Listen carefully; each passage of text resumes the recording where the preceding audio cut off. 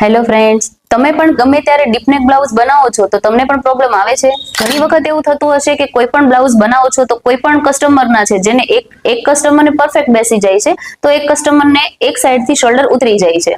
પેકનેકમાં આવું કેમ નથી થતું? બોડી તો એક જ છે, સેમ ફોર્મ્યુલા પણ આપણા સેમ છે, પણ ઘણી વખત જ્યારે બોડી અનઇવન હોય એટલે કે એક હાથ જાડો હોય એક હાથ પતલો હોય છે ત્યારે આ પ્રોબ્લેમ આવતી હોય છે. આપણે હાથનું મેઝરમેન્ટ લઈએ છીએ જ્યારે સ્લીવનું રાઉન્ડનું, ત્યારે આપણે એક જ સાઈડની સ્લીવનું રાઉન્ડ લઈએ છીએ. આપણે બંને સ્લીવને ચેક નથી કરતા. પણ ઘણી વખત તમારા કસ્ટમરની જો વારે વારે ફરિયાદ રહેતી હોય કે મારો એક સાઈડથી શોલ્ડર ઉતરે છે તો તમારે કસ્ટમરનું બંને સાઈડના હાથનું રાઉન્ડ લેવું જરૂરી છે. રાઉન્ડ તમારે અહીંયાથી 5 ઇંચે અને 8 ઇંચે એવી રીતે અહીંયાથી 5 ઇંચ અને 8 ઇંચે જે પણ રાઉન્ડ આવે છે એ લેવાનું છે. જો આ રાઉન્ડ તમારો અહીંયાથી ટાઈટ હશે ને એટલે એક સાઈડનો શોલ્ડર તમારો ઉતરશે. જે પણ હાથ તમારો હેવી હશે એ હાથમાં તમારે એક સાઈડથી શોલ્ડર ઉતરવાના પ્રોબ્લેમ આવશે.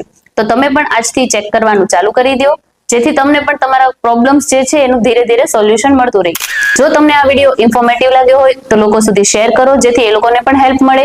અને અમારી આઈડીને ફોલો કરવાનું, અમારી ચેનલને લાઈક શેર કરવાનું ભૂલશો નહીં. Thank you.